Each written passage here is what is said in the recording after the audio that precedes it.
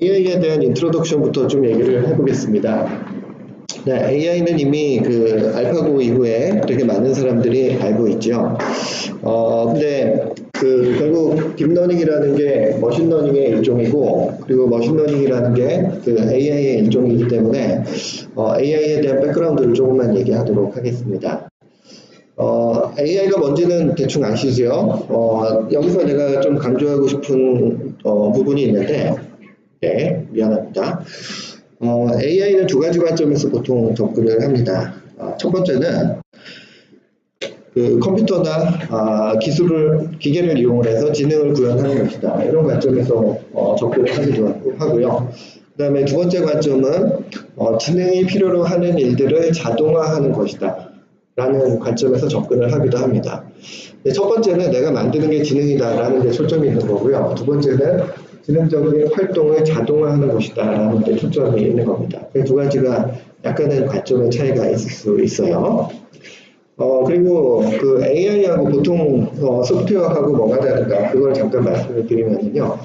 일반적인 소프트웨어는 우리가 어떤 알고리즘을 실행시킴으로써 문제를 해결하는 그런 역할을 수행하죠.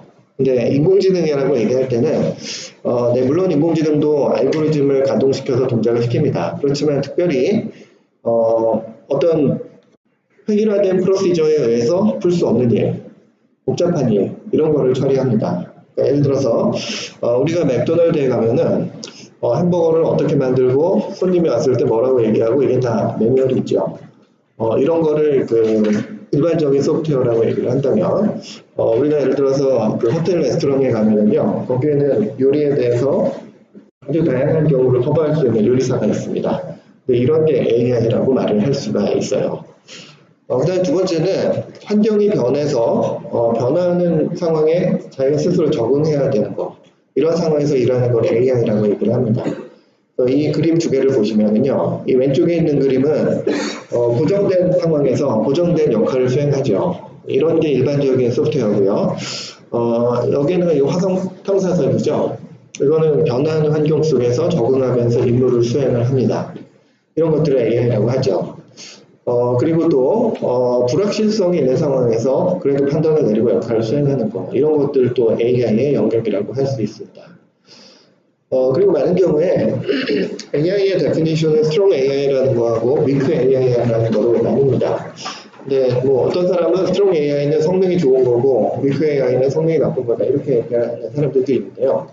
학문적인 관점에서 정확한 정의는 AI는 이 에이전트 속에 진짜 지능이 있을 때 그거를 strong AI라고 부릅니다.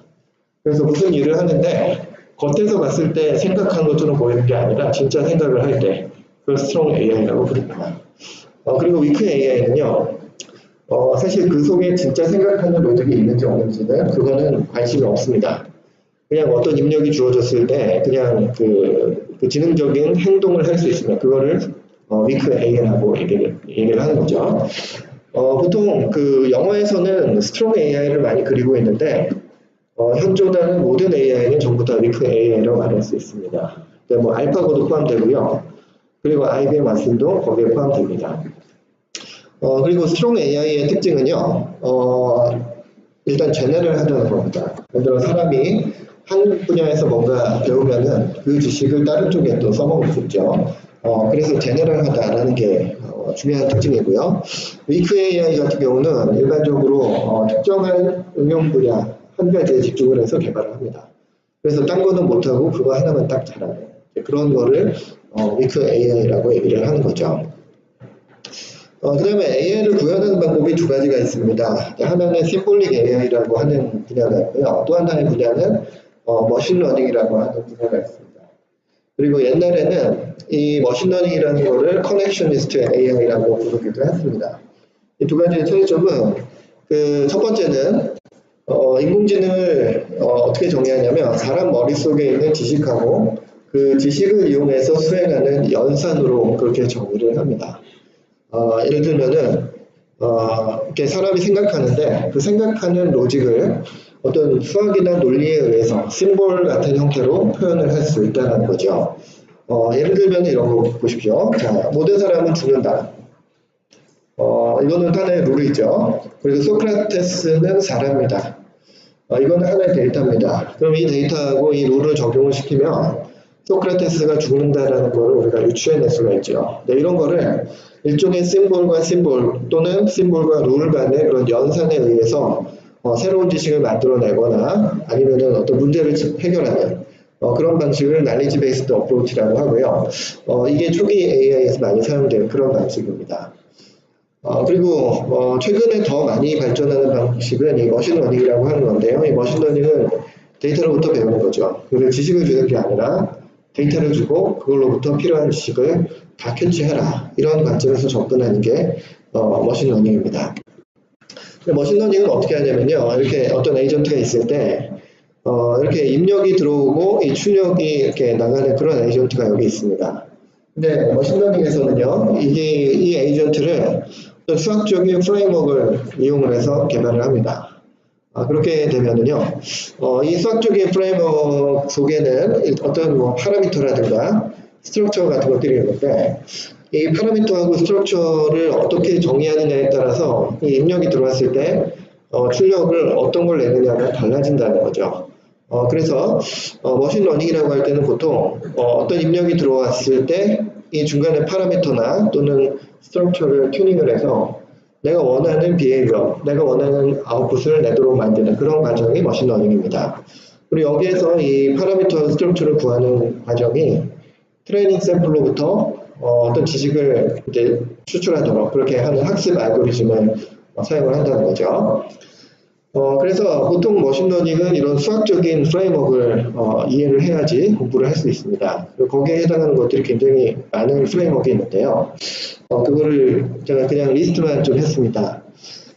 사실 머신러닝이 역사가 되게 오래됐고 그리고 머신러닝 속에 사용되는 툴들은 굉장히 다양합니다. 그 중에 딥러닝이라는 게 최근에 거의 세계를 통일하는 그런 분위기로 갖고 있는데요. 사실 이 딥러닝은 머신러닝에 사용되는 수많은 방법론 중에 하나입니다. 근데 그 하나가 다른 모든 것들을 다 압도하고 있는 그런 테크닉이 딥러닝이죠. 정리하면 이렇습니다. AI는 인공지능이라고 하는 제일 큰 분야고요. 그리고 그 안에서 knowledge based approach하고 머신러닝 중에 그 머신러닝에 해당하는 부분이 그 AI의 중요한 그 줄기가 되죠. 그리고 딥러닝은 머신러닝의 여러 가지 방법론 중에 한 가지인데 다른 모든 것을 이제 압도하고 있는 가장 파워풀한 게 딥러닝입니다. 한 가지 예를 좀 들어보도록 하겠습니다. 자, 숫자 인식 문제가 그래도 가장 쉬운 문제 중에 하나입니다. 여기 이렇게 숫자 패턴들이 있는데 이 숫자를 뉴럴 네트워크를 이용해서 인식을 하려고 합니다. 그러면은 다음과 같은 아주 티피컬한 과정을 거치는데요. 자, 먼저 이 입력 패턴을 여기서는 이미지죠. 이 이미지를 하나의 벡터로 표현을 합니다. 이 그림에서는 벡터로 표현하는 과정이 아주 간단한데요. 자, 예를 들어서 이거를 로우 메이저 방향으로 스캔을 하면서 검정색이면 1을 쓰고 그 다음에 흰색이면은 0을 쓰겠습니다. 그러면 이렇게 111, 111 여기 있고요. 다음 줄은 101이 있고 이런 식으로 하나의 0과 1로 구성된 벡터를 만들 수 있죠. 그리고 여기에다가 뉴럴 네트워크를 하나를 배치합니다. 이 뉴럴 네트워크는 사실 이 입력은 아까 얘기한 그 벡터, 이 입력 패턴을 벡터로 환산한 바로 그 벡터를 입력으로 받고요. 출력은 내가 원하는 그런 결과를 얻기 위한 그런 구조를 갖습니다. 예를 들어서 숫자 인식이라고 하면은 여기 이렇게 0에서부터 9번까지를 나타내는 그런 모드들로 구성이 되는 거죠. 이런 식으로 뉴럴 네트워크를 하나 만듭니다. 그 다음에는 우리가 바라는 게 이런 겁니다. 이 7자 패턴이 들어왔을 때는 여기 0에서부터 6 그리고 8번, 9번은 0에 가까운 값을 출력했고요. 이 7번 노드 하나만 1에 가까운 큰 값을 출력해주는 우리가 바라는 겁니다. 그리고 3이 들어왔다. 그러면은 3만 1에 가까운 값을 주고 나머지는 다 0에 가까운 값을 주기를 바라는 거죠. 이렇게 뉴럴 네트워크를 만들어내는 과정이 있는데 그 과정을 트레이닝이라고 부릅니다. 네, 트레이닝은 다음과 같이 합니다. 자, 먼저 뉴럴 네트워크로 문제를 풀 때는 그 네트워크의 스트럭처를 정의합니다. 네트워크 스트럭처 정의할 때 입력하고 출력은 굉장히 쉬운데요. 자, 입력은 그 아까 내가 얘기했던 그 피처 익스트랙션에서 나오는 그 벡터하고 같은 형태를 띄면 됩니다. 예를 들어서 이 앞에 있는 이 그림 같은 경우에는 이 영상이 3x 4이기 때문에 이게 12차원의 벡터가 되죠. 그러면은 이 뉴럴 네트워크의 이 인풋 노드를 12개를 배치하면 됩니다. 그리고 이 출력 같은 경우는 내가 원하는 아웃풋을 수용할 수 있는 그런 구조가 되는데 숫자의식이면은 이 아웃풋 노드가 10개가 될 거고요. 한글 같으면은 2350개가 될 겁니다. 그렇게 만들어 놓습니다. 그 다음에는 데이터를 수집하는 거죠. 그리고 보통은 데이터를 수집할 때 레이블을 같이 수집하는 경우가 많습니다. 정답이죠. 그리고 그 다음에 트레이닝을 하는데요. 트레이닝을 어떻게 하냐면 다음과 같이 합니다. 일단 입력 패턴이 있으면 이미지라고 가정하겠습니다. 그럼 일단 이 이미지를 전부 다 피처 벡터라는 형태로 다 바꿉니다. 아주 간단한 example이 제가 여기서 보여드린 이런 방식입니다. 이거는 입력 패턴 이미지고요. 여기에 해당하는 부분이 피처 벡터라고 하는 거죠. 이 벡터로 왜 바꾸는지에 대해서는 좀 이따가 설명하겠습니다. 좌우간 입력 패턴은 일단 피처 벡터로 바꾼 다음에 그걸 뉴럴 네트워크의 입력 레이어에다가 그거를 다 입력 집어넣는 거죠. 그리고 나서 뉴럴 네트워크를 가동을 시킵니다. 이 가동시키는 거에 대해서는 아마 2장에서 내가 다시 설명을 하도록 하겠습니다. 그리고 나서 이 아웃풋을 낼 텐데 물론 학습되기 전에는 내가 원하는 아웃풋이 나오지 않습니다. 그런데 아까 내가 여기다가 트레이닝 데이터에 보통은 레이블을 같이 모집한다, 수집한다 이렇게 얘기를 했죠. 그러니까 내가 어떤 데이터가 나와야 되는지 어떤 아웃풋이 나와야 되는지를 알고 있다는 겁니다. 그래서 뉴럴 네트워크가 주는 이 아웃풋하고 실제 내가 원하는 그 아웃풋하고의 그 차이를 비교합니다. 그 차이를 보통 에러 또는 로스 펑션이라고 정의를 하는데요.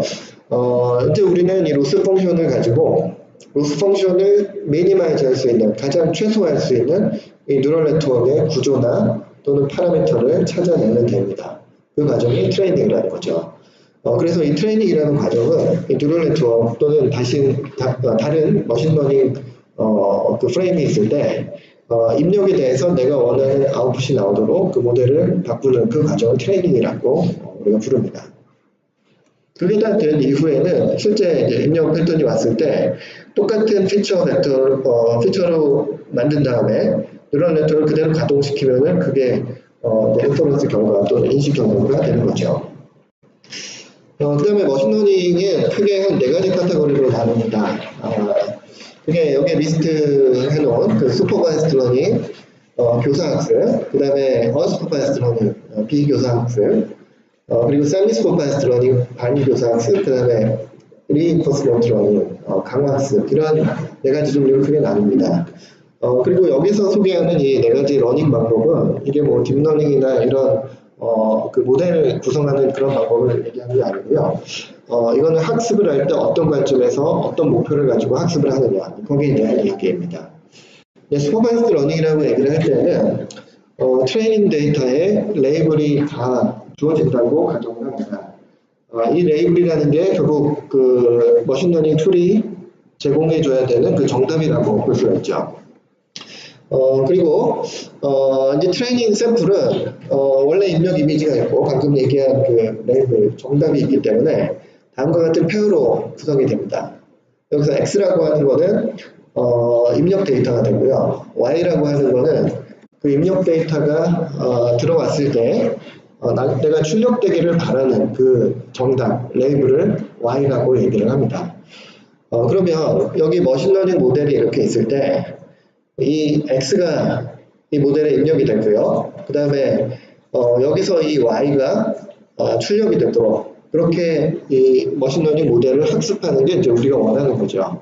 근데 이런 과정은 이 입력에서 출력으로의 일종의 매핑을 학습하는 그런 과정에 해당합니다. 그래서 이 머신러닝 그 프레임워크에 입력이 있고 이 입력을 내가 원하는 출력 값으로 매핑하는 그 과정이 보통 슈퍼바이스드 러닝에 의해서 학습되는 그 과정이라는 거죠. 이 슈퍼바이스드 러닝은 머신러닝 중에 가장 기본적이고 가장 많이 사용됩니다. 근데 한 가지 문제점은 모든 데이터를 다 레이블링을 해야 된다. 그래서 비용하고 노력이 많이 든다. 이게 한 가지 한계점으로 지적되고 있습니다. 두 번째는 언슈퍼바이스드 러닝입니다. 이 언슈퍼바이스드 러닝은 데이터는 주어지는데 이 데이터가 뭐다라는 정답, 레이블은 주어지지 않습니다. 그냥 데이터만 그냥 드립다 많이 준다는 거죠. 자, 그러면 정답을 주지 않은 상황에서 도대체 컴퓨터가 뭘 배울 수 있는가? 그걸 생각을 해보면요. 크게 한 세 가지 정도를 배울 수가 있습니다. 첫 번째는요. 비슷한 것끼리 모으는 겁니다. 그래서 데이터만 그냥 잔뜩 주면은 그 중에서 비슷한 패턴끼리만 쫙 이렇게 모아놓는다라는 거죠. 이런 거를 클러스터링이라고 보통 부릅니다. 이 클러스터링을 어디에다 사용하냐면요. 보통 데이터를 분석할 때 많이 사용합니다. 예를 들어서 내가 어떤 인터넷 쇼핑몰을 운영한다라고 생각을 해봅시다. 그래서 소비자들의 패턴을 가지고 이 소비자를 몇 가지 카테고리로 나누려고 합니다. 근데 소비자를 이렇게 나눈다고 할 때 태초부터 어떤 클래스가 정의되어 있는 게 아니죠. 그냥 그 패턴을 우리가 쭉 보고서 이런 소비자들이 많이 있고 또 저런 소비자들이 많이 있고 뭐 또 다른 소비자들이 많이 있더라. 이렇게 비슷한 것끼리 잔뜩 모아놓은 다음에 그 모인 그런 그룹들에 대해서 적당히 이름을 붙이면 그게 카테고리가 되는 거죠. 이런 단계를 거치는데 거기에 사용되는 그 비슷한 사람들끼리 모으는 그 과정이 바로 클러스터링입니다. 두 번째는요, 오토인코더라는 게 있는데 이 오토인코더가 하는 일은 결국 리프로덕션입니다. 예를 들어 나한테 어떤 그림을 보여줍니다. 이 그림이 뭔지 맞춰라. 이거는 레이블이 없으니까 잘 안 되죠. 그 대신에 이 그림을 잘 기억했다가 이 그림 또는 그 비슷한 그림을 네가 다시 그려라. 이렇게 할 수 있습니다. 그래서 입력 패턴을 다시 재생해내는 거, 리프로덕션 하는 거, 그런 과정을 또 언슈퍼바이스드 러닝이라고 합니다. 그리고 아마 내일 내가 그 겐이라든가 베리에이션 오토인코더를 설명할 텐데요. 그 알고리즘도 결국 이 리프로덕션에서 시작하는 거기서부터 발전한 방법이라고 볼 수 있습니다. 그 다음에 세 번째 하는 방식이 레이턴트 베리어블 모델이라고 하는 건데요. 이거는 숨겨진 어떤 팩터를 찾아내는 데 사용이 됩니다. 히든 팩터 애널리시스라고 불리기도 하는데요. 자, 내가 이제 한 가지 예를 좀 들어볼게요. 여러분 남학생이랑 여학생이랑 데이트할 때요. 뭐 어느 쪽인지는 내가 말 안 하겠지만 어느 한쪽에서 내가 왜 화났는지 몰라 이렇게 질문할 수가 있죠. 그렇죠? 그러면은 그 상대방은 어떻게 해야 됩니까? 그거를 정답을 모르는 상태에서 맞춰야 되죠. 그렇죠? 맞출 수 있어요, 없어요? 네, 잘은 못 맞추는데 그래도 대충 추정은 할 수 있죠. 근데 그걸 우리가 잘 생각해 볼게요. 자, 내 친구의 그 심리 상태가 어땠을 때 이런 행동을 보일까? 이런 말을 할까? 그걸 역으로 추적을 하면은 그 친구의 심리 상태를 대충 그래도 정확하게 모르지만 그래도 어느 정도는 추정을 할 수 있죠. 그런 방식이 머신러닝에서 가능합니다. 그 과정이 이 레이턴트 베리어블 모델이라는 툴을 쓰는 거고요. 그래서 숨겨진 어떤 이유를 찾아내는 그런 과정에 언슈퍼바이스드 러닝이 사용된다는 거죠. 예를 들면 이렇습니다.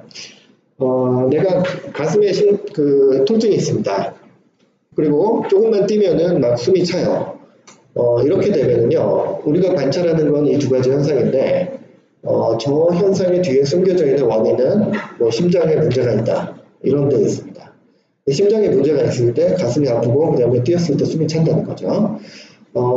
그래서 이 아웃풋을 보고서 이거는 분명히 이제 숨겨진 원인인데 그 숨겨진 원인은 어느 정도는 추정할 수 있다라는 거죠. 그 다음에 심장은 또 왜 아플까? 심장은 왜 문제가 있을까? 그러면 뭐 담배를 핀다거나 또는 운동을 안 한다거나 또는 뭐 유전적인 요소가 있다거나 뭐 이런 것들을 우리가 분석을 해낼 수 있습니다. 이런 과정이 언슈퍼바이스드 러닝에 의해서 학습할 수 있는 그런 부분이라는 거죠. 그래서 여기서는 실제로 직접적으로 관찰이 되지 않는 그 숨겨진 원인, 숨겨진 그 이유 이런 것들을 찾아내는 기술이 또 언슈퍼바이스드 러닝에 의해서 가능하다는 거죠. 그 다음에 세미슈퍼바이스드 러닝은 뭐냐면 네, 보통 우리가 기본적으로 사용하는 테크닉들이 보통 슈퍼바이스드 러닝입니다. 그런데 슈퍼바이스드 러닝에는 데이터하고 레이블이 필요하죠. 근데 이 중에서 데이터는 비교적 모으기가 쉽습니다. 왜 모으기 쉽냐면 최근에 인터넷하고 SNS, 빅데이터 이런 기술들이 발전했기 때문에 데이터는 생각보다 모으기 쉽다는 거예요. 그래서 아마 여러분들이 텍스트 정보를 모으고 싶다. 그러면 그냥 인터넷을 크롤링하면 모을 수 있습니다. 이미지 데이터도 아마 인터넷을 크롤링하면 모을 수 있습니다. 근데 문제는 뭐예요? 네, 그 레이블을 찾기가 어렵다는 거죠. 그래서 정답이 뭔지는 그 사람이 보통 수작업을 해줘야 되고요. 여기에 많은 시간과 돈이 듭니다. 그래서 일반적으로 내가 무슨 일을 수행하고 싶은데 데이터는 구하기 쉽지만 거기에 대한 레이블을 구하기가 어렵다. 이런 상황에서 쓸 수 있는 방법이 세미스퍼바이스드 러닝입니다. 그럼 예를 들면 이렇게 되는데요. 세미스퍼바이스드 러닝은 기본적인 전제 조건이 이렇습니다. 자, 레이블이 되어 있는 데이터는 소수에 불과하다. 왜냐면 저거는 비싸기 때문이죠. 근데 레이블이 되어 있지 않은 데이터는 가격도 저렴하고 되게 풍부하다. 이런 전제에서 시작합니다. 그래서 그 두 가지를 다 이용을 해서 원래는 슈퍼바이스드 러닝으로 해야 되는 일을 되게 그냥 더 잘하자. 이런 방식이 세미 슈퍼바이스드 러닝입니다. 예를 들면 이런 거예요. 자, 이 두 가지를 분류를 하려고 합니다. 이 동그라미하고 빨간색 세모를 분류를 하려고 하는데요. 이거를 레이블 된 데이터는 숫자가 적기 때문에 그것만 사용하면은 이 두 가지 클래스의 decision boundary가 이렇게 나옵니다. 근데 이게 정말 정확한 거냐? 모르겠다 이거죠. 왜냐면 저 decision boundary를 얻어낸 저 데이터가 부족하기 때문입니다. 그래서 우리가 쉽게 저렴하게 구할 수 있는 레이블 안 된 데이터들을 잔뜩 모아가지고 이걸 같이 학습하자라는 개념이 세미스퍼바이스드 러닝입니다. 그걸 보시면 이렇게 되는 거죠. 여기서 이 큰 동그라미하고 네, 빨간 삼각형은 레이블이 되어 있는 데이터예요. 근데 여기 작은 동그라미는 뭐냐면 데이터는 있는데 레이블이 없는 데이터입니다. 그럼 이걸 보고서 이 동그라미 패턴하고 빨간 네모 패턴은 이렇게 있지만 이 중간에 뭔지 모를 패턴들이 이렇게 분포가 되어 있으니까 저걸 보고서 어떤 패턴의 그 지형을 우리가 학습할 수 있다는 거죠. 저렇게 놓고 보면은 학습 결과가 이렇게 나올 수 있습니다. 이렇게 했을 때는 부족한 데이터만 이용했을 때보다는 그래도 좀 더 좋은 그런 결과를 얻어낼 수 있는 거죠. 이런 게 세미스퍼바이스드 러닝입니다. 네, 그 다음 리인포스먼트 러닝, 네, 이게 알파고 때문에 유명해진 강화학습이라고 하는 그런 방식입니다. 이 리인포스먼트 러닝은요, 어떤 여기 에이전트가 있습니다. 그리고 이 에이전트가 AI를 가지고 있고 우리가 어떤 일을 수행하려고 하는 그 인공지능 에이전트입니다. 그리고 이 에이전트가 이 환경하고 인바이러먼트하고 인터랙션을 합니다. 비유를 들자면 이 에이전트는 알파고고요. 이 인바이러먼트는 바둑판입니다. 그렇게 볼 수가 있습니다. 그러면 이 에이전트가 어떤 인바이러먼트에 액션을 취할 수 있고요. 그 다음에 그 영향으로 저 인바이러먼트가 변화합니다. 그 바뀌는 상황을 스테이트라는 말로 우리가 표현을 합니다. 그러니까 바둑을 치면 처음 시작할 때는 그 아무것도 없는 그 상태가 초기 상태가 되고요. 그 다음에 첫 번째 사람이 한 수를 딱 두면 그게 이제 1번 스테이트가 되겠죠. 그 스테이트가 됩니다. 그리고 각 스테이트에서 내가 바둑을 특정한 위치에 놓을 수가 있죠. 그 바둑돌을 놓는 그 액션이 이 리인포스먼트 러닝에서의 액션입니다. 그 액션은 이 에이전트가 인바이러먼트에 영향을 주는 어떤 행위, 그게 액션이다라는 거죠. 그러면 그 결과로서 인바이러먼트가 바뀝니다. 그래서 여기 현재 스테이트가 뭐가 있을 때 어떤 액션을 취하게 되면 다음 스테이트로 변화를 한다는 거죠. 바둑판이 다른 상태로 바뀌듯이 변화합니다. 그리고 거기서 또 액션을 또 취하면 그 다음 스테이트로 또 바뀌게 됩니다. 이런 거를 계속 반복하게 됩니다. 그리고 이렇게 스테이트가 계속 바뀌어갈 때 이 인바이러먼트는 이 에이전트한테 네가 잘했다, 못했다 이 피드백을 줄 수가 있습니다. 예를 들어 바둑이면은요 최종적으로 뭐 누가 이겼다 이게 그 피드백이 될 거고요. 그 중간 과정에서는 뭐 현재 내가 만든 집의 개수 또는 뭐 내가 따먹은 상대방 돌의 개수 이런 것들이 또 그 피드백이 될 수 있습니다. 그런 것들이 그 인바이러먼트로부터 이 에이전트한테로 그 제공이 됩니다. 그래서 이걸 포뮬레이션으로 하면 다음과 같이 되는데요. 어떤 스테이트가 있고 이 스테이트는 인바이러먼트의 상태, 경우에 따라서는 에이전트의 상태가 됩니다. 그 상태에서 에이전트는 하나의 액션을 선택해서 취하게 되고요. 그 액션에 의해서 다음 스테이트로 전환을 합니다. 그리고 그 과정에 어떤 리워드, 피드백이 나온다는 거죠. 그래서 이 상황에서 에이전트가 어떤 액션들을 취할 때 내가 가장 피드백을 긍정적으로 잘 받겠느냐, 가장 리워드를 많이 받겠느냐, 그렇게 학습시키는 그런 과정을 리인포스먼트 러닝이라고 합니다. 그래서 이 리인포스먼트 러닝의 특징은 어떤 디시전의 시퀀스를 학습할 때 이 리인포스먼트 러닝을 씁니다. 그래서 대표적인 게 바둑이고요. 그 외에는 보통 컨트롤하는 그 제어 분야에서 되게 많이 사용되는 테크닉이 리인포스먼트 러닝입니다. 그리고 이 리인포스먼트 러닝은 이번 머신러닝 캠프에서는 다루지 않을 예정인데요. 크게 한 세 가지 개념만 설명하고 넘어가겠습니다. 최종적인 목적은 그 리워드들의 그 누적 합, 그거를 최대화시키는 게 그게 리인포스먼트 러닝의 최종 목적입니다. 근데 그걸 성취하기 위해서 한 세 가지 정도의 펑션을 이용을 하고 실제 그 학습의 대상이 되는 게 이 세 가지 펑션 중에 한 개 또는 두 개가 됩니다. 폴리시라고 하는 거는요, 현재 스테이트가 이렇게 딱 주어졌을 때 그 스테이트에 가장 적절한 액션이 뭐냐, 이거를 결정하는 펑션을, 그거를 폴리시라고 얘기를 합니다. 그래서 예를 들면 알파고에서 현재 바둑판이 어떻게 생겼다, 이게 주어지고 그때 제일 좋은 액션이 뭐냐, 그거를 찾아주는 그런 펑션이 폴리시 펑션이다라는 거죠. 그 다음에 어떤 스테이트의 밸류라는 거를 적용합니다. 이 밸류는 현재 주어진 폴리시대로 게임을 끝까지 갔을 때 내가 최종적으로 얻게 되는 그 리워드들의 기대값을 그 스테이트의 밸류라고 합니다. 그러니까 예를 들면 바둑을 막 두다 보면 그 바둑판에 그 상태가 있겠죠. 그럼 이 상태를 딱 보고 내가 이길 확률이 몇 %다, 그거를 계산할 수 있습니다. 그걸 가지고 이 value of state라고 부르는 거죠. 그래서 실제 알파고에서도 그 이세돌 구단하고 경기를 하다가 그 중간에 하사비스 사장님이 중간에 이길 확률이 얼마라고 계산한다, 뭐 그런 거를 자꾸 얘기해줬죠. 그게 다른 게 아니고요. 이 리인포스먼트 러닝에서 나오는 그 밸류 펑션, 현재 그 바둑판 상태를 집어넣었을 때 그 밸류 펑션의 그 아웃풋을 그냥 읽어준 거에 불과합니다.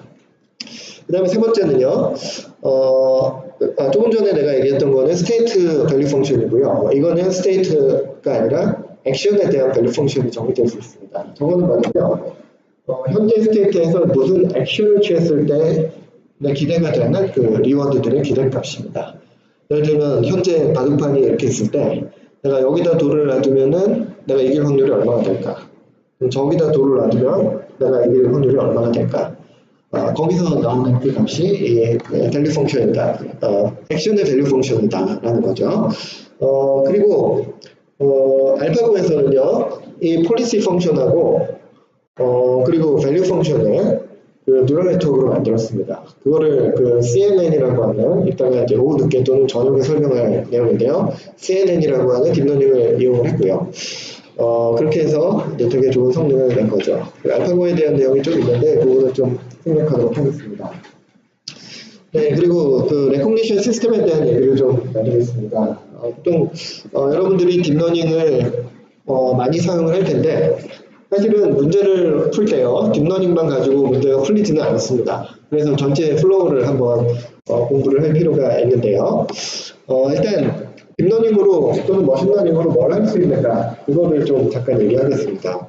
보통 많은 경우에 머신러닝으로 하는 일은 클래시피케이션 또는 리그레이션이라는 말로 표현을 합니다. 클래시피케이션이 뭐냐면, 자, 여기 어떤 입력이 들어옵니다. 근데 저 입력이 보통은 어떤 카테고리 안에 속해 있다라고 우리가 봅니다. 예를 들면은 우리가 문자를 인식한다. 그럼 문자는 한글 같은 경우 2350자 중에 한 가지가 그 문자가 속한 그 클래스가 되는 거죠. 그리고 예를 들어서 그 내가 음성을 인식을 한다. 그러면 내가 한 음성을 딱 듣고 이 음성이 뭔지 이 단어를 딱 맞추게 되는 거죠. 그럼 이 음성이 여러 가지 단어 중에서 어떤 클래스에 속하는지 그걸 맞추는 그런 문제가 됩니다. 이런 문제를 클래시피케이션이라고 얘기를 하는 거죠. 그래서 이 클래시피케이션에서는 일단 입력이 어떤 카테고리 안에 속한다라고 보는 거고요. 그 카테고리를 맞추는 게 그게 클래시피케이션입니다. 또 한 가지 문제가 리그레이션이라고 하는 건데요. 이 리그레이션이라고 하는 거는 그냥 이쪽에 어떤 그 베리어블을 예측하는 거를 리그레이션이라고 부릅니다. 예를 들어서 여러분 이런 거 할 수 있죠. 어떤 학생이 이번 학기 말에 뭐 성적이 잘 나올 것이냐 안 나올 것이냐 이걸 한번 예측해 본다고 한번 생각해 봅시다. 네. 근데 입력 정보가 있어야 되고 출력 정보가 있어야 하는데요. 아무튼 출력 정보는 저 학생이 이번 학기 말에 받게 될 그 학점이 되겠죠. 그렇죠? 근데 거기에 대한 입력으로 예측할 만한 게 뭐가 될까요? 첫째는 이 학생이 얼마나 공부했느냐, 주당 공부한 시간 넣을 수 있겠죠. 그렇죠? 그 다음에 작년에 이 친구가 학점이 얼마나 나왔느냐, 작년에 학점. 그 다음에 또 어떤 게 있을까요? 무슨 과목을 듣는가 이런 것도 있을 수 있고요. 그런 여러 가지 입력 정보가 있을 겁니다. 그리고 입력 정보를 주고 이 학생이 학점이 어떻게 나올 것이냐를 예측하게 만들면 그런 것들을 리그레이션이라고 부를 수 있는 거죠. 그래서 이 리그레이션은 이 아웃풋 값이 어떤 카테고리가 아니고요. 실제 어떤 리얼 밸류가 됩니다. 그리고 이게 많이 사용되는 대표적인 예는 어떤 회사가 있을 때 이 회사의 현재 지표를 가지고 미래의 예측, 매출을 예측한다거나 또는 이 회사가 5년 동안 서바이벌 할 확률 이거를 예측한다거나 또는 환자를 보고서 이 환자가 또 몇 년 동안 살아있을 확률, 그 다음에 병이 잘 회복될 확률 이런 것들을 찾아내는 그런 문제들을 리그레이션이라고 이렇게 부릅니다. 그럼 이 리그레이션은 결국 뭐냐면 이런 거죠. 그 입력에 대해서 그 아웃풋의 펑션을 학습하는 그런 과정입니다. 예를 들어서 이쪽이 공부하는 학업 시간이라고 볼 수 있고요. 그 다음에 이쪽 부분이 여러분의 그 학점이라고 한번 생각해 봅시다. 그럼 적어도 어느 정도는 정비례 관계가 있겠죠. 그렇죠? 그래서 이 학습 시간을 주고 학점을 예측하라. 이런 문제가 되면 이게 리그레이션 문제가 되는 거죠. 그리고 리그레이션을 할 때는요, 보통 다음과 같이 합니다. 이 y가 리그레이션을 해서 맞추려고 하는 그 타겟 밸류가 됩니다. 그리고 여기 x는 입력 밸류가 됩니다. 그리고 이거를 어떤 머신러닝 프레임을 이용을 해가지고 펑션으로 표현을 하는데 그 프레임에는 보통 파라미터가 있습니다. 그 뉴럴 네트워크라면은 뉴럴 네트워크 커넥션 웨이트이 파라미터가 되는 거죠. 이 값이 y 값이 이 x에 대해서 내가 원하는 값이 나오도록 이 파라미터를 튜닝을 함으로써 머신러닝 리그레이션 태스크가 학습이 되는 겁니다. 그리고 그 학습하는 그 방식은 되게 여러 가지가 있는데요. 제일 간단한 거는 리니어 리그레이션이라고 하는 그런 방식이 있습니다. 이거는 별게 아니고 출력값을 입력 밸류들의 그 weighted sum에 의해 가지고 표현하는 그런 방식이 리니어 리그레이션입니다. 그리고 리니어 리그레이션은 쉽지만 되게 단순한 것밖에 예측을 못하고요. 그거보다 좀 더 복잡한 게 non-linear regression이라는 게 있습니다. non-linear regression은 뉴럴 네트워크나 뭐 이런 되게 복잡한 툴을 사용을 하는데요. 꼭 그 입력하고 출력하고의 관계가 리니어하지 않은 거, 복잡한 것도 막 학습을 할 수가 있습니다. 그래서 이런 일반적인 어떤 곡선을 학습할 수 있는 게 non-linear regression이죠. 그리고 리그레이션 중에서도 true, false 또는 0, 1 이런 로지컬한 밸류를 찾아내는 그런 방식이 또 있습니다. 이런 거를 로지스틱 리그레이션이라고 이렇게 부르는 거죠. 보통 뉴럴 네트워크로 리그레이션을 한다면 거의 대부분 이 non-linear 리그레이션에 해당한다고 볼 수 있습니다. 네, 그리고 전체 시스템에 대한 얘기를 좀 할 텐데요. 자, 맨 처음에 딥러닝으로 뭔가 문제를 풀기 위해서는요, 리얼 월드에 있는 그 데이터를 그 머신러닝 모델 속으로 입력을 시켜야 됩니다. 그걸 하기 위해서는 제일 처음에 해야 되는 게 센싱이죠. 이 센싱은 일종의 그 리얼 월드에 있는 정보를 그 컴퓨터 속으로 가져오는 그런 과정입니다. 이 센싱에는 보통 뭐 카메라, 마이크, 그 다음에 뭐 여러 가지 센서들, 그 엑셀러로미터라든가, VLAI에서 쓰는 뭐 데이터 글러브, GPS, 웹크롤러 이런 것들이 사용됩니다. 그리고 이런 걸로 데이터를 입력을 받으면 그게 내가 딱 인식하기 좋은 그 상태로 딱 예쁘게 나오지가 않습니다. 예를 들면 내가 여러분 사진을 딱 찍으면요. 여러분 한 명 한 명이 딱 정중앙에 위치한 아주 예쁜 사진이 나오는 게 아니라 되게 많은 사람들의 얼굴이 이제 다 같이 있는 그런 전체 사진이 나오죠. 그렇게 예쁜 사진이 나오죠. 그래서 인식을 하기 위해서는 일단 각 사람별로 그 영역을 설정해서 그 영역을 잘라내야 됩니다. 그리고 나서 그 영역별로 인식을 수행을 하는 거죠. 그런 단계를 프리프로세싱 또는 디텍션, 세그멘테이션 이런 과정에 의해서 수행이 됩니다. 그래서 이 과정을 지나면 내가 인식하려고 하는 그 인식 대상이 아이솔레이트된, 그 독립된 그런 형태로 나오게 되는 거죠. 그 다음에는 보통 피처 익스트랙션이라는 단계를 거치고요. 그 다음에 클래시피케이션을 수행을 합니다. 이 피처 익스트랙션은 입력 패턴을 숫자들의 집합, 벡터로 표현하는 그 과정을 피처 익스트랙션이라고 합니다. 그러니까 아까 내가 example로 들었던 그 숫자 영상을 0, 0, 4, 2, 뭐 이런 패턴으로 바꾸는 그런 과정이 피처 익스트랙션이다라는 거죠. 그리고 그 피처를 분석을 해서 실제 클래시피케이션 또는 리그레이션을 수행하는 그 과정이 이렇게 따라옵니다. 이 과정에 거의 대부분 뉴럴 네트워크가 사용됐다는 거죠. 그리고 딥러닝을 쓸 때에는 이 피처 익스트랙션을 별도로 쓰지 않는 경우가 훨씬 많습니다. 그 이유는 딥러닝이 이 피처 익스트랙션하고 클래시피케이션까지 같이 수행을 다 해버릴 수 있기 때문입니다. 그리고 이 과정에는 모델 파라미터들이 있고요. 머신러닝에서 학습하는 대상은 이 모델 파라미터를 잘 결정해주는 그 과정이 제일 중요합니다. 그래서 이런 단계를 거쳐서 인식 결과를 쭉 내는 거죠. 이게 그 인식 시스템의 전체 플로우입니다. 자, 그럼 여기서 한 가지 질문에 대한 답을 하겠습니다. 자, 왜 우리는 입력 패턴을 직접 클래시파이 하거나 또는 리그레이션 하지 않고 왜 벡터로 표현을 하느냐. 네, 거기에 대해서 세 가지 답을 드리겠습니다. 첫째는 벡터로 표현을 해야지 이게 다루기 쉽기 때문입니다. 그래서 거의 대부분의 머신러닝 툴들은요, 입력하고 출력을 벡터로 정리하게 그렇게 되어 있습니다. 그래서 아무리 정보가 많아도 이게 벡터 형태로 표현이 안 되면 대부분의 머신러닝 툴들은 그걸 사용할 수 없다는 거죠. 그래서 일단 입력이 벡터로 돼야지 이게 머신러닝 툴도 처리할 수 있고 컴퓨터도 처리할 수 있다. 그게 첫째 이유고요. 두 번째는 자 이제 그 입력 패턴 중에서 정말 중요한 정보가 있을 거고 그렇지 않은 정보가 있을 겁니다. 한 가지 예를 들게요. 자, 내가 상대방의 얼굴을 보고서 이 사람이 남자인지 여자인지를 맞추려고 합니다.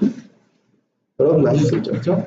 근데 상대방의 얼굴 중에서 눈이 몇 개인지 이 정보를 가지고 남자인지 여자인지 판별을 하면 될까요, 안 될까요? 안 되죠, 그렇죠? 그러면 그 머리카락의 길이 이거는 어떨까요? 이거는 도움이 되죠, 그렇죠? 그래서 그 입력 패턴에 있는 수많은 정보 중에서 어떤 정보는 문제에 도움이 안 되고요. 어떤 정보는 문제에 되게 중요합니다. 그러면 우리가 뭘 해야 되겠어요? 문제에 도움이 안 되는 거는 무시해버리고 문제에 도움이 되는 거는 그것만 딱 캡처하면은 그러면 내가 아주 효율적으로 문제를 풀 수 있겠죠. 그런 과정이 또 피처 익스트랙션입니다. 그러니까 피처 익스트랙션은 어떤 패턴을 숫자의 집합, 벡터로 바꾸는데 그 벡터가 원래 입력 패턴의 특징을 잘 반영하는 그 문제를 푸는데 중요한 정보들을 잘 반영하는 그런 형태의 피처 벡터를 사용을 해야 된다는 거죠. 그게 두 번째 이유입니다. 근데 세 번째는 이것도 앞에 있는 거하고 좀 비슷한데요. 이제 불필요한 정보를 제거함으로 인해서 훨씬 더 에피션트하게 일을 하겠다라는 거죠.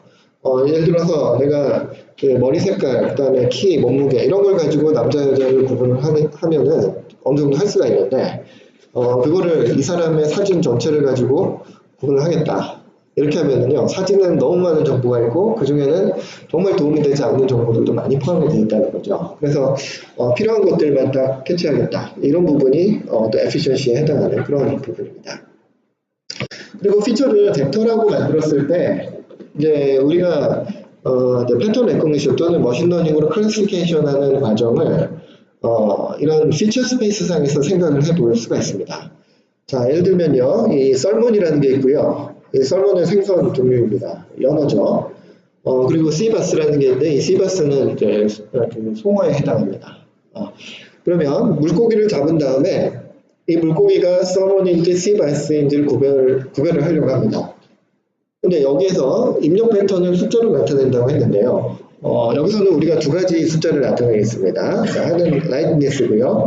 또 하나는 width입니다. 그럼 물고기를 한 마리 딱 잡아서 여기서 lightness를 측정하고 그 다음에 width를 측정을 할 겁니다.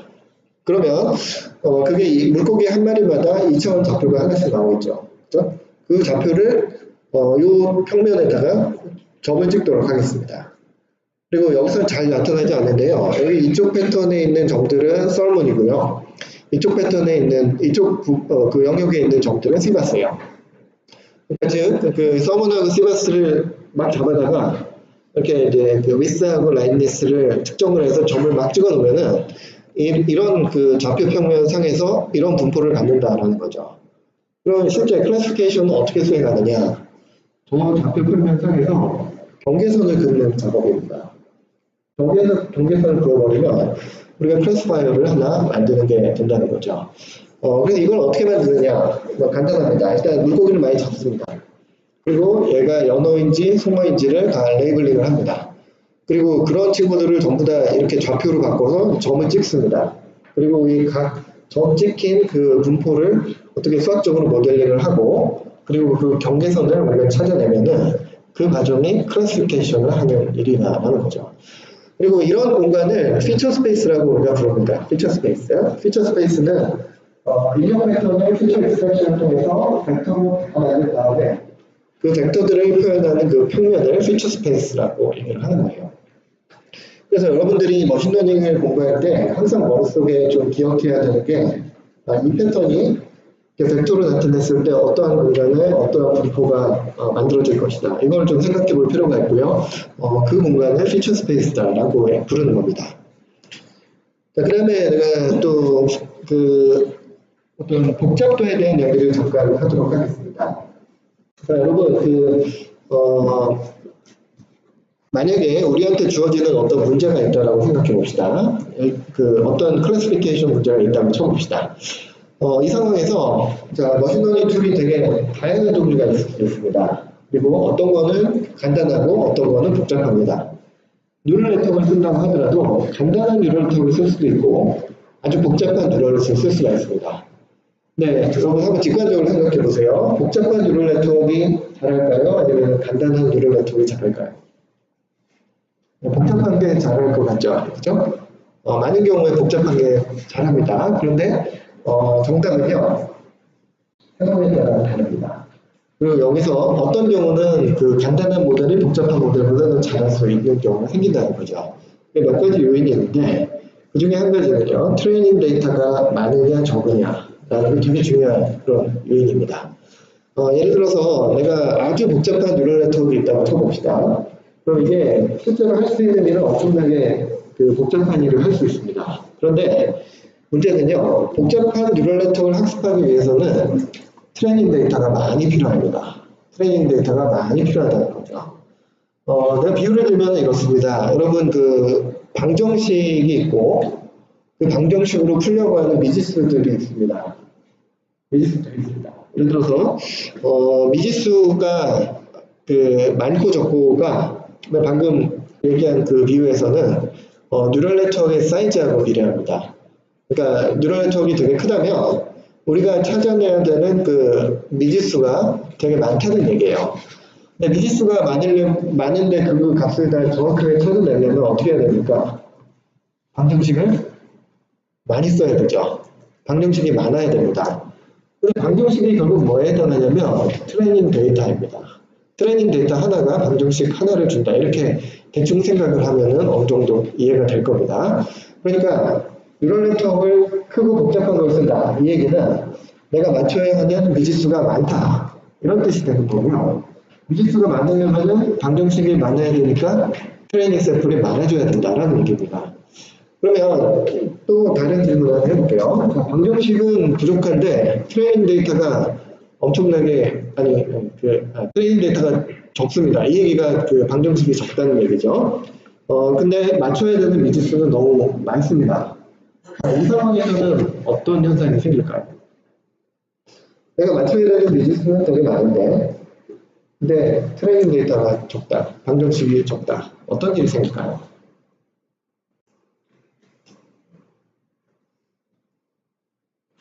네, 그 방정식을 만족하는 그 해의 집합이 굉장히 많아지죠. 그죠? 이런 상황을 보통 부정이라고 보통 얘기를 합니다. 그래서 이 부정이 이루어졌을 때는요, 내가 트레이닝 데이터에 대해서 잘 동작하는 그런 모델의 상태가 굉장히 다양하게 생깁니다. 그 중에는 좋은 것도 있을 수 있고요. 근데 대부분은 최적이라고 말하기는 어려운 그런 값들이 나오게 되는 거죠. 이 현상을 뭐라고 부르냐면, 그 오버피팅이라고 부릅니다. 그래서 여러분 그 알파고 그 중계방송하고 오버피팅이라고 되게 많이 썼죠. 그렇죠? 그 오버피팅의 본질은 나한테 트레이닝 데이터는 적은데 내가 학습하려는 모델은 너무 복잡하다. 이런 상황에서 잘 동작하지 않는다는 거죠. 자, 그걸 이 그림으로 좀 설명을 하겠습니다. 자, 이 문제를 가지고 다시 좀 돌아가 보면요. 자, 여기서 이 썰먼하고 시바스가 여기 있습니다. 이걸 구분을 하는데, 자, 뉴럴에서 복잡한 걸 쓰면은 아주 복잡한 바운더리를 모델링 할 수 있습니다. 근데 뉴럴에서 단순한 걸 쓰면은 아주 단순한 바운더리만을 학습할 수 있다는 거죠. 자, 여기 왼쪽 오른쪽을 비교해 보십시오. 어느 쪽이 간단하죠? 네, 왼쪽이 간단하죠. 이거는 되게 단순한 선으로 이렇게 구성되어 있죠. 저건 분명히 아주 간단한 뉴럴 네트워크일 겁니다. 자, 이 간단한 뉴럴 네트워크 가지고 비교를 이렇게 구분을 좀 해보겠습니다. 자, 이걸 보면 다 맞췄어요? 못 맞췄어요? 네, 못 맞춘 겁니다. 잘 보시면 여기 빨간색으로 되어 있는 이런 패턴들 있죠. 이런 빨간색으로 표시된 저 패턴들이 약간 좀 이상한 친구들이에요. 그래서 분명히 쟤네들은 C바스인데 저 위스하고 라이트니스를 줬더니 제가 그 서문의 영역에 들어와 있는 그런 C바스입니다. 그러니까 틀린 거죠. 여기 오인식이 생겼어요. 근데 단순한 모델은요, 이 오인식 낸 걸 맞출 수가 없습니다. 근데 복잡한 모델을 쓰면 어떻게 될까요? 복잡한 모델은 저거를 맞출 수가 있습니다. 트레이닝 데이터에서 저런 복잡한 모델을 쓰면은 저런 샘플을 맞출 수가 있다는 거죠. 그게 요 얘기입니다. 이걸 보면은 복잡하기 때문에 더 복잡한 경계선을 만들어낼 수가 있고요.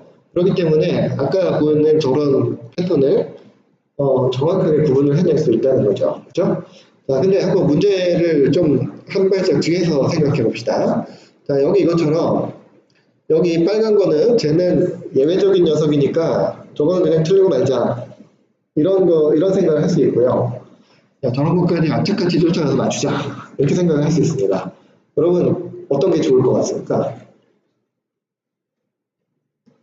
어떤 결정이 좋을 것 같아요? 네, 왼쪽 결정이 더 좋습니다. 왜 이게 좋냐면, 이 트레이닝 데이터에 대해서 분명히 오른쪽이 성능이 높게 나옵니다. 그런데 모르는 샘플이 들어왔어요. 트레이닝 되지 않은 샘플이 들어왔어요. 그러면 이 빨간색 주변에 있으면은 이거를 서문이라고 봐야 될까요? 시바스라고 봐야 될까요? 저 서문이라고 봐야 되죠. 그죠? 근데 저걸 맞추기 위해서 그런 샘플들을 전부 다 시바스라고 예측을 해야만 한다는 거죠. 그러니까 잘못된 그런 결과를 낼 확률이 생기죠. 그래서 이런 경우를 오버피팅이라고 합니다. 오버피팅이라는 거는 이렇게 원래는 맞추는 것 자체가 그렇게 바람직하지 않은 그럴 수도 있는 예외적인 케이스까지 맞추기 위해서 지나치게 저 바운더리가 복잡하게 형성되는 그런 상황이 오버피팅입니다. 그래서 너무 지나치게 이렇게 모델을 복잡하게 만들다 보니까 저런 것까지 다 맞춰버려요. 근데 여러분 이거를 어떻게 알아내는가 그거를 좀 얘기를 하겠습니다. 자, 여기는 그래프를 이렇게 그렸는데요. 네, 저 왼쪽에 있는 이 축은 이거는 에러를 얘기합니다. 그러니까 오인식 확률을 말하는 거예요. 그리고 이 호리젠탈 축은 수평 축은 시간을 말합니다. 그러니까 학습을 계속 진행시키는 그 시간을 말해요. 그걸 얘기합니다. 근데 학습이 진행되면 될수록 에러는 점점 줄어듭니다.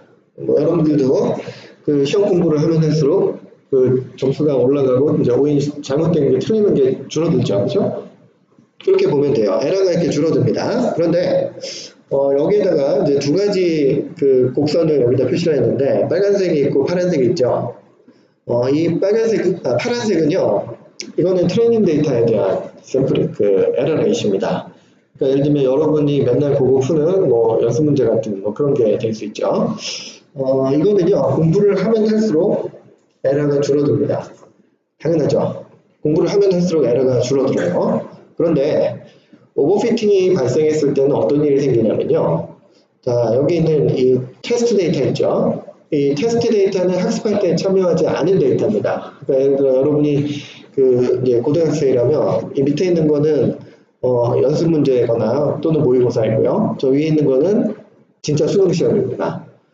근데 만약에 여러분이 지나치게 그 문제집에 있는 문제만 지나치게 피팅을 해버리면 어떻게 될까요? 진짜 모르는 문제가 나왔을 때 못 풀게 되죠. 그죠? 그렇게 되면서 이 테스트 샘플에 대해서는 에러가 줄어들다가 어느 순간부터는 다시 증가해 버립니다.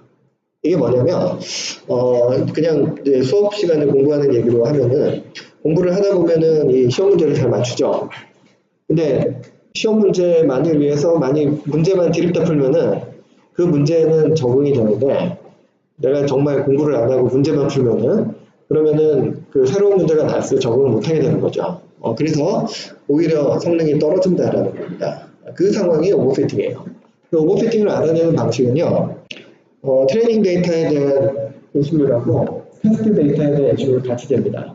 근데 트레이닝 데이터에 대한 인식률은 보통 계속 떨어집니다. 에러율이 떨어집니다. 인식률은 올라가고요. 그런데 테스트 데이터에 대한 인식률은 어느 정도 올라가다가 도로 살짝 떨어집니다.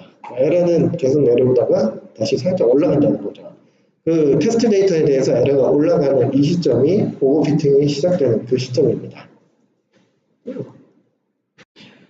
네, 이렇게 해서 이제 결론은 뭐냐면 여러분이 어떤 뉴럴 네트워크 모델을 쓸 때 트레이닝 데이터가 많으면 복잡한 모델을 써도 돼요. 근데 그렇지 않으면은 복잡한 모델 쓰면 안 되고 단순한 걸 쓰는 게 더 나을 수도 있다라는 얘기입니다. 네, 혹시 여기까지 여러분 궁금한 거 있으면 내가 좀 질문을 받고 넘어갈까요? 네. 네. 굉장히 좋은 질문이에요. 데이터가 많다는 게 어떠한 기준에서 많다, 적다라고 얘기를 해야 되느냐. 그 부분인데요. 거기에 대한 정답은 사실 쉽지 않습니다. 그러니까 예를 들어서, 내가 어떤 문제를 풀려고 하는데, 내가 연습 문제를 얼만큼 풀어봐야지 좋은 점수를 얻을 수 있냐. 이거하고 되게 비슷해요. 상황에 따라 다 다르죠. 그 태스크 자체가 간단하냐, 복잡하냐. 이거에 따라서도 다르고요. 그 다음에 그 모델을 뭘 썼느냐 그거에 따라서도 다릅니다. 근데 일반적인 뭐랄까요 룰 오브 썸이라고 하는 그거는요.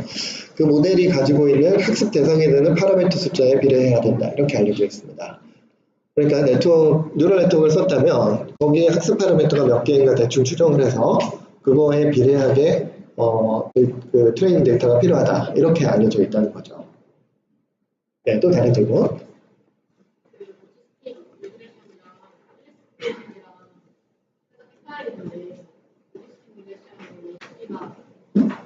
네, 사실은 로지스틱 리그레이션하고 클래시피케이션하고 좀 비슷한 점이 있습니다.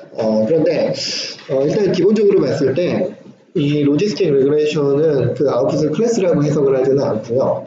그 아웃풋이 어떤 밸류인데 그 밸류가 디스크리트한 밸류다 라고 이렇게 보통 보는 겁니다. 그러니까 예를 들어서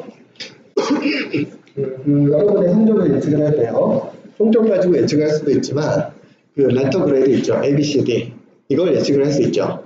그러면 총점으로 이렇게 그 예측을 하는 거는 일반적인 리그레이션이고요. 그 학점, A, B, C, D 그 학점을 가지고 예측을 하게 된다면 디스크리트한 예측이 되는 거죠. 이런 상황을 로지스틱 리그레이션이라고 부릅니다. 네, 또 다른 질문? 네.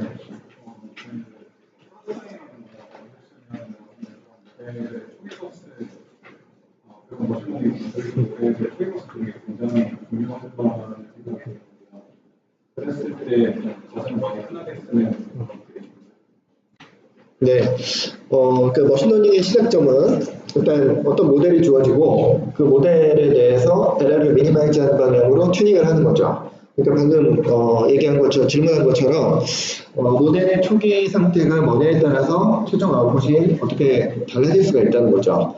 그래서 지금 질문은 그 클래시피케이션이나 리그레이션을 할 때 그 모델의 초기 상태를 어떻게 설정하느냐 거기에 대한 질문이죠. 맞죠? 거기에 대한 답은요. 일반적으로 많이 쓰는 방법은 아주 작은 범위 내에서 가우시안 분포를 이용을 해서 결정을 한다라는 겁니다. 그러니까 가우시안 랜덤 넘버 제너레이터를 이용을 해서 보통 초기화를 합니다. 근데 보통 초기화를 컴퓨터 프로그래밍을 많이 하는 사람은 0으로 하는데요. 0으로 초기화하는 거는 굉장히 안 좋은 결과를 나타내는 경우가 있습니다. 그래서 모델 파라미터의 초기 값은 0으로 하면 안 되고 일단 다른 값이 들어가야 됩니다. 그걸 위해서 제일 많이 사용되는 게 랜덤 넘버 제너레이터를 쓰고요. 그 랜덤 넘버 제너레이터도 그 레인지를 되게 크게 잡으면은 좀 초기부터 바이어스가 있기 때문에 되게 0에 가까운 작은 값 중에서 랜덤 넘버를 찾는 게 일반적인 그런 방식입니다. 네, 또 다른 질문. 네.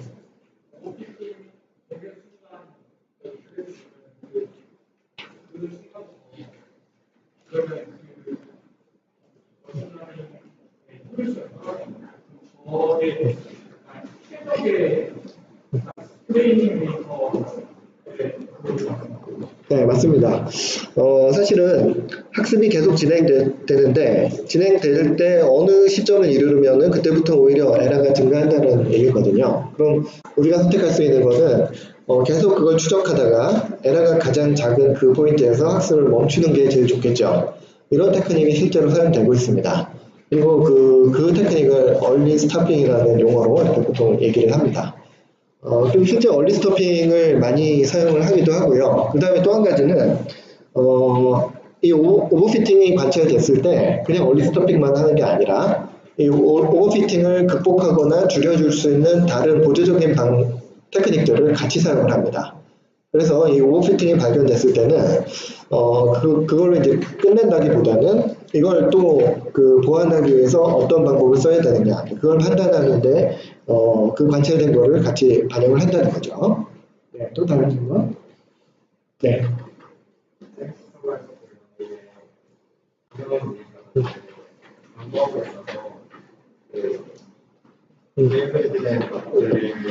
먼저 학습을 시키고 레이블 된 값에 시키려면 이것들도 레이블 값이 필요한데 이것도 어떻게 어떻게 네네, 되게 좋은 질문인데요. 네, 세미 슈퍼바이즈드 러닝은 방금 얘기한 것처럼 그 데이터는 많은데 레이블된 데이터는 되게 부족하다. 그래서 레이블링 안 된 데이터를 실제로는 슈퍼바이즈드 러닝이 요구되는 그런 태스크에 사용한다. 그렇게 얘기를 했죠. 여기서 문제는 그 레이블 안 된 데이터를 어떻게 활용하는 거죠. 거기에 대한 되게 여러 가지 방법이 사용됩니다. 그 중에 하나는요. 특정한 머신러닝 모델은 레이블이 있을 때도 학습되고 레이블을 줬을 때도 학습하는 그런 그 모델 자체가 있습니다. 그래서 특수한 모델을 써서 그 두 가지를 다 수용한다. 이렇게 할 수도 있고요. 그 다음에 이 예를 가지고 설명하기 쉬운 방법이 있는데요. 자, 한번 생각해 봅시다. 직관적으로. 여기서 이 조그마한 동그라미들을 어떻게 판별하면 좋을까요? 이게 큰 동그라미인지 아니면 삼각형인지 어떻게 판별하면 좋을까요? 네, 일단 그 작은 동그라미가 제일 가까운 패턴이 뭐냐, 가까운 레이블된 패턴이 뭐냐 봐서 그거하고 같은 클래스로 가정을 하면 되겠죠. 그래서 예를 들어서 이 왼쪽에 있는 것들은 이 동그라미 패턴이다라고 보고 이 오른쪽에 있는 것들은 삼각형 패턴이다라고 보면 되겠죠. 이런 식으로 일종의 수도 레이블링이라고 볼 수가 있는데 그냥 그 레이블이 뭔지 모르는 그 패턴은 가장 가까운 거하고 같은 클래스다 이렇게 가정을 하고 학습을 그냥 해버리는 이런 방식들도 같이 사용이 됩니다. 네. 근데 근본적으로는 그 레이블 정보가 없는데 그걸 재생해내는 그런 것까지는 안 되고요. 그래서 레이블이 있는 데이터가 분명히 더 효과적입니다. 그러나 레이블이 없더라도 그 데이터를 이용해서 어느 정도 보완을 해줄 수 있는 그런 방식이 세미 슈퍼바이즈드 러닝입니다. 네, 또 다른 질문 있으세요? 네. 네, 오버피팅이 반드시 존재하냐면요. 거의 대부분 존재한다라고 생각을 합니다. 왜냐하면 오버피팅은 어떤 경우에 있어서는 나는 이렇게 생각하는데요. 머신러닝 하는 사람들한테는 감기 같은 거다 이렇게 생각합니다. 그러니까 여러분 중에서 감기 안 걸려본 사람 아무도 없죠. 그런 것처럼 머신러닝을 하는 경우에 오버피팅은 거의 발생합니다. 그리고 특히 딥러닝을 할 경우에는 딥러닝이 보통 레이어가 굉장히 많은 네트워크를 씁니다. 그런 파라미터의 숫자가 굉장히 많아지고요. 그걸 학습하려면은 무수히 많은 데이터가 필요합니다. 실제로는 그 많은 데이터를 얻을 수가 없다는 거죠. 그래서 오버피팅은 필수적으로 다 사용이 됩니다. 그런데 오버피팅이 발생을 하더라도 그걸 어느 정도 극복할 수 있는 그런 방식이 또 같이 있어요. 그 다음에 아까 내가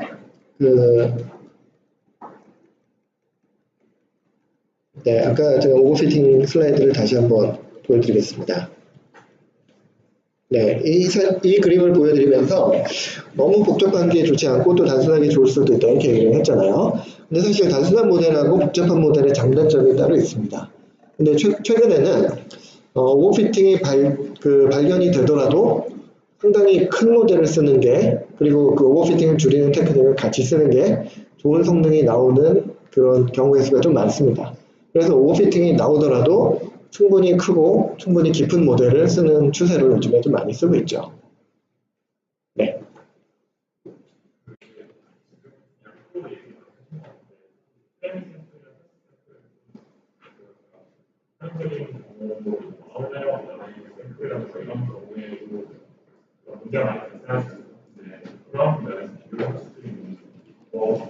네네. 지금 굉장히 좋은 질문을 했습니다. 트레이닝 데이터하고 많이 다른 아웃라이어가 들어왔을 때 어떻게 해야 되느냐, 이런 질문인 것 같은데요. 기본적으로 머신러닝의 철학은요, 데이터가 가르쳐주는 걸 배우는 겁니다.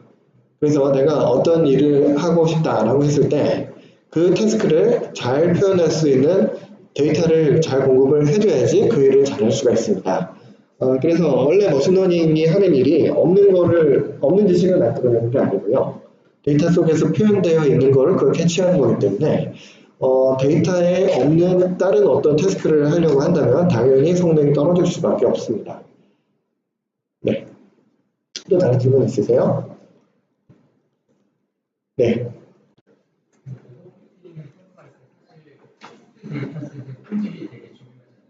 네, 맞습니다. 근데 테스트 샘플이 정확한 테스트 샘플이라고 우리가 추가하게 되는 어려운 부분이 있을 때 그때 측정하는 게 되게 좀 애매한 것 같은데 이 부분을 어떻게 다뤄야 되는지. 네네.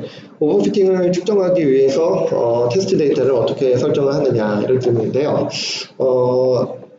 이제 여기서 제가 조금 더 보충 설명을 하겠습니다. 보통 많은 경우에 데이터를 딱 수집을 하면은 이걸 세 가지로 나눕니다. 첫 번째는 트레이닝 데이터고요. 그 다음에 세 번째는 테스트 데이터입니다. 그리고 두 번째는 뭐냐면 이밸루에이션 데이터라는 것을 만듭니다. 예, 또는 이제 밸리데이션 데이터라고 부르는데요. 이 이밸루에이션 데이터가 뭐냐면 제가 비유를 들면 트레이닝 데이터는 여러분이 공부할 때 쓰는 그런 문제들이에요. 그리고 테스트 데이터는 수능 시험 문제입니다. 그러면 이밸루에이션 데이터는 뭐냐면 모의고사 문제입니다.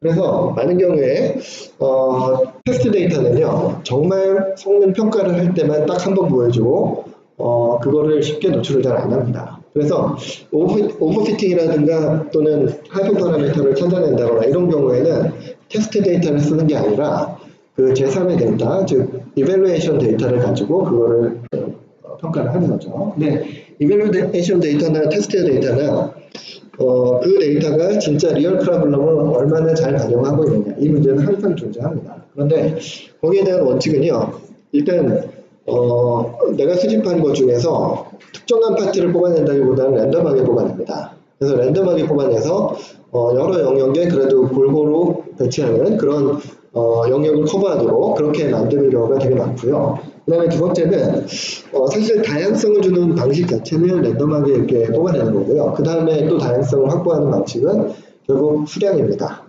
그래서 이밸루에이션 데이터나 테스트 데이터는 양이 많으면 많을수록 정확한 결과가 나오고요.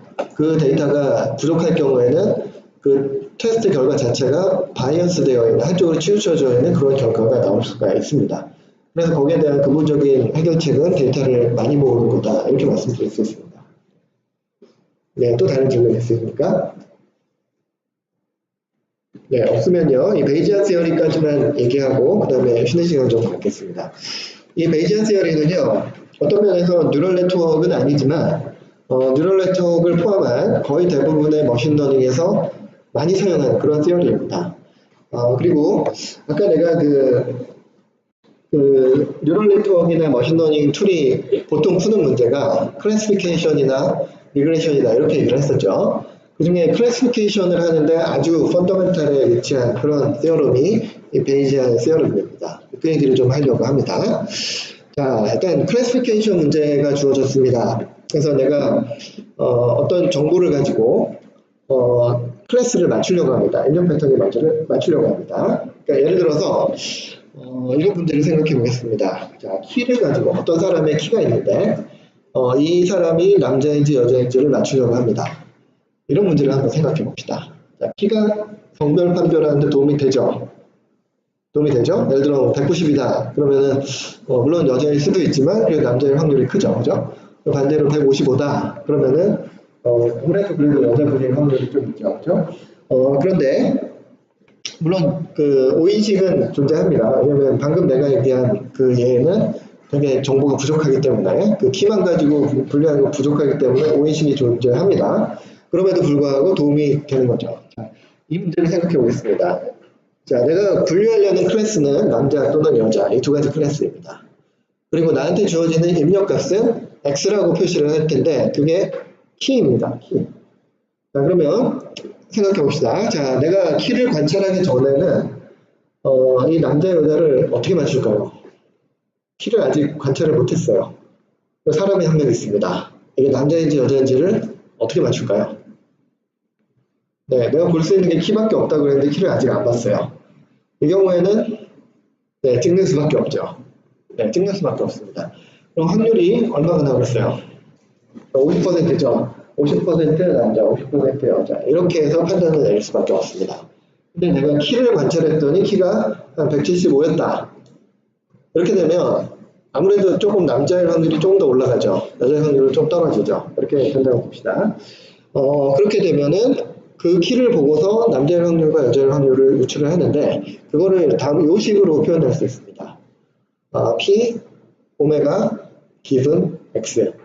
여기서 오메가는 남자 또는 여자를 말하고요. X는 내가 측정한 그 사람의 키를 말합니다. 그래서 P, 오메가, 기분, X라고 하는 저 확률을 우리가 추정을 한 다음에 저 확률이 높은 쪽으로 결정을 내리면 됩니다. 그렇겠죠? 그러니까 어떤 관찰값이 있을 때 그 P, 오메가, 기분, X 그거를 계산을 한 다음에 그 값이 높은 오메가를 찾아서 결과를 내주면 그게 그래도 맞출 확률이 제일 높다는 거죠. 그러면 예를 들어 봅시다. 그 P 남자 기분 175 그러면 0.5보다 조금 높겠죠. 그죠? 그리고 P 여자 기분 175 그러면 0.5보다 좀 낮겠죠. 이 경우에는 남자다라고 판단을 낼 확률이 높습니다. 그죠? 그렇게 하는 게 합리적이죠. 이런 방식을 베이지안 클래시파이어라고 부릅니다. 베이지안 클래시파이어. 베이지안 클래시파이어는 요 조건부 확률 있죠. P, 오메가, 기분, X. 이게 가장 높은 오메가를 찾아주자. 이게 베이지안 디시전 룰입니다. 근데 여기서 문제는요. 이 확률을 직접 계산하는 게 어렵다는 거예요. 예를 들어서 175가 주어졌을 때 남자의 확률과 여자의 확률 어떻게 이거를 추정할 수 있을까요? 어떻게 구할 수 있을까요? 조사를 해야 됩니다. 그죠? 조사해야 되는데 조사를 구체적으로 어떻게 해야 되죠? 이거? 전국을 돌아다니면서 자, 키 175인 사람 다 나오세요. 그래야 돼요. 그래가지고 다 불러 모은 다음에 남자가 몇 명, 여자가 몇 명 이걸 재야지 P, 오메가, 기분, X를 찾을 수 있습니다. 다시 한번 그 175일 때 남자의 확률과 여자의 확률을 찾으려면 175인 사람을 잔뜩 모아가지고 거기에 남자가 몇 명인지 여자가 몇 명인지를 찾아야 되는 거죠. 이 쉬워요? 어려워요? 굉장히 어렵습니다. 근데 이거를 조금 쉬운 통계로 바꿔보도록 하겠습니다. 여러분 혹시 남자들 중에서 남자들의 키의 분포를 찾는다.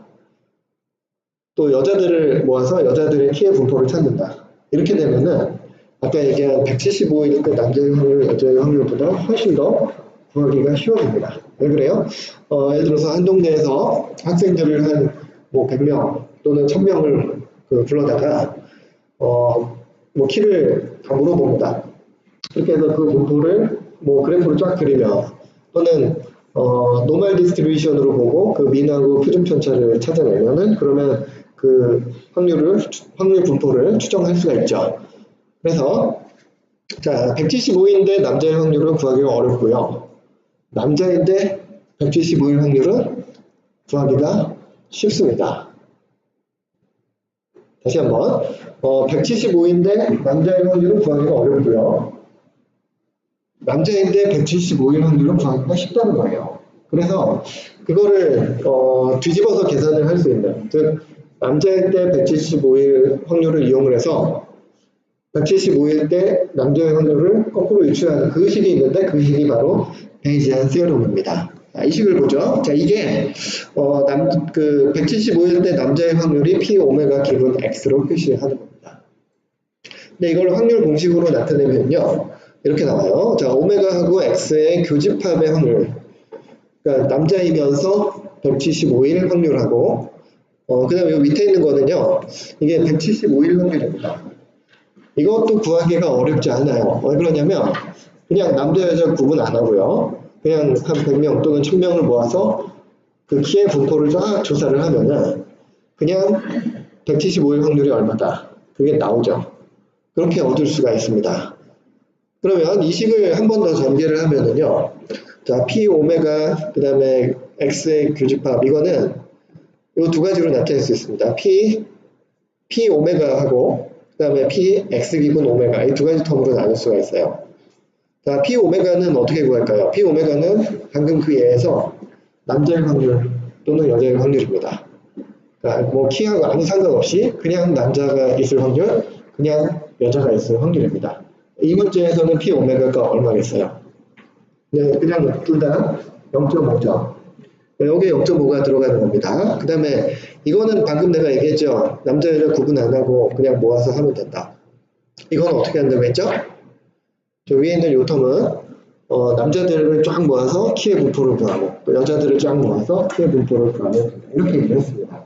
이게 이 텀이에요. 그러니까 처음에 자, B 오메가 기분 X는 175일 때 남자의 확률 이건데 이거는 구하기 어렵다라고 했죠.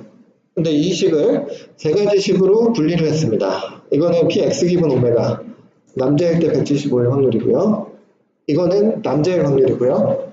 이거는 175일 확률입니다. 이 세 가지 확률로 쪼갠 거죠. 이렇게 해서 쪼개서 계산을 할 수 있다. 그러니까 구하기 어려운 하나의 이 식을 구하기 쉬운 세 개의 식을 조합해서 구할 수 있다. 이게 베이지안 세어럼입니다. 그리고 실제 많은 경우에 이 그 세 가지를 어떻게 모델링을 하느냐가 머신러닝에서 중요한 선택이 되는 거죠. 근데 방금 이 식은요, 머신러닝 분야에서 무지무지하게 중요한 식입니다. 그래서 얼만큼 중요하냐면 고유명사가 붙었습니다. 고유명사가 붙으면 보통 중요할 때 그렇죠. 고유명사가 붙었어요. 이거를 뭐라고 그러냐면 이걸 포스테리아 프라바빌리티라고 합니다. 한국말로 하면은 후행 확률 이렇게 불러요. 이건 무슨 뜻이냐면 자 175라는 키를 본 다음에 우리가 추정한 남자 또는 여자의 확률이다. 그런 뜻이에요. 그래서 이걸 후행 확률이라고 부릅니다. 그리고 여기에 있는 요 있죠. PX 기분 오메가 있죠. 이거를 likelihood라고 부르고요. likelihood. 그 다음에 P 오메가는 이걸 프라이어 확률이라고 부릅니다. 선행 확률.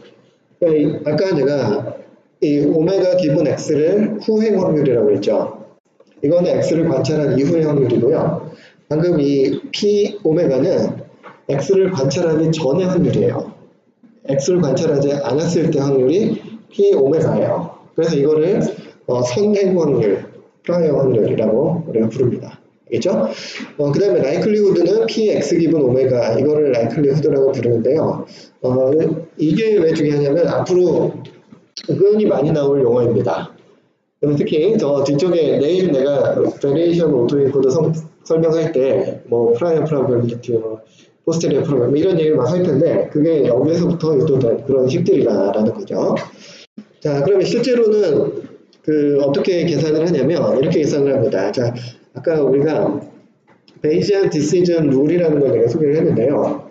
그건 별게 아니고 내가 x를 관찰했을 때 이 확률, p 오메가 기분 x를 가장 큰 값을 주는 오메가를 인식 결과로 내자 이겁니다. 175일 때 남자의 확률과 175일 때 여자의 확률을 봐서 높은 쪽으로 선택하자 이 얘기죠. 그런 룰을 베이지안 디시전 룰이라고 얘기를 합니다. 그리고 수학적으로요, 그 룰이 가장 좋은 룰이다라고 증명이 다 되어 있습니다. 그런데 이거를 직접 계산하기 어려우니까 이 앞에서 얘기한 베이지안 세어럼을 써가지고 이렇게 만든 거죠. 그래서 이 후행 확률을 최대화시키는 거나 요 밑에 있는 거를 최대화시키는 거나 같습니다. 왜냐면 얘하고 얘하고는 동일하기 때문이죠.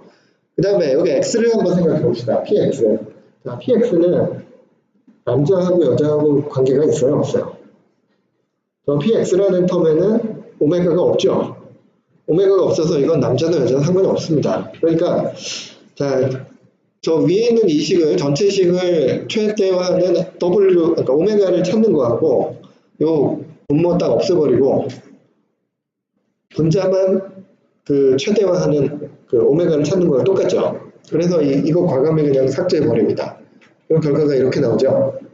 그래서 포스트리어 프로바빌리티 대신에 프라이어 프로바빌리티하고 라이클리후드의 곱을 이용을 해서 인식을 실제로 수행합니다. 이런 과정이 베이지안 디시전 룰이라는 거죠.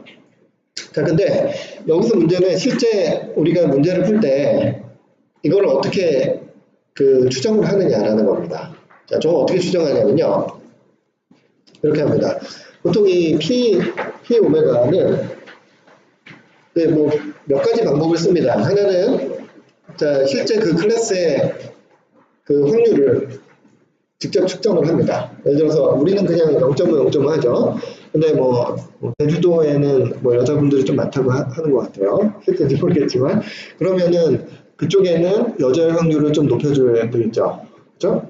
그리고 어떤 데는 예를 들어 여자들이 적다. 그러면은 남자의 확률을 높여주면 되겠죠. 그렇게 해서 실제 측정할 수가 있습니다. 두 번째, 그보다 더 많이 쓰는 방식은요. 그냥 모를 때는 같다라고 가정을 해버릴 수가 있습니다. 이것도 한 가지 방법이에요. 그 다음에 세 번째는 그냥 적당히 가정을 해가지고 그냥 추정을 할 수가 있다는 거죠. 그 다음에 라이클리후드라는 거는 어떻게 하냐면요. 보통 이게 어떤 머신러닝 모델을 이용해서 추정을 합니다.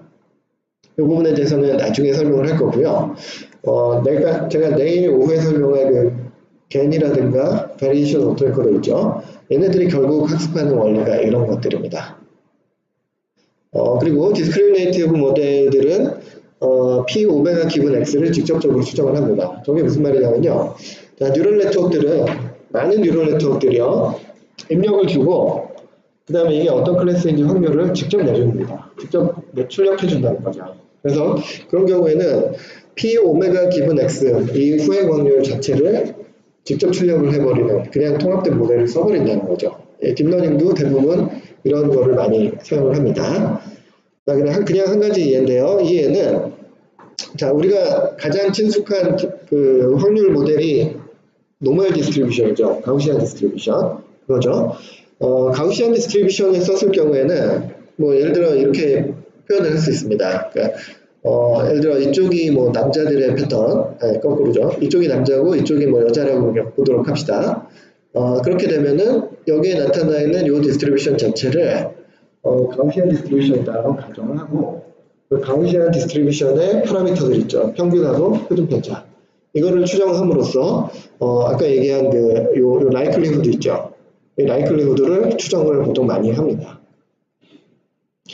네, 이렇게 해서 첫 번째 강의는 마쳤고요. 그래도 여러분들이 되게 열심히 들어주셔서 되게 감사합니다. 10분만 쉬었다가 다음 강의 시작하도록 하겠습니다.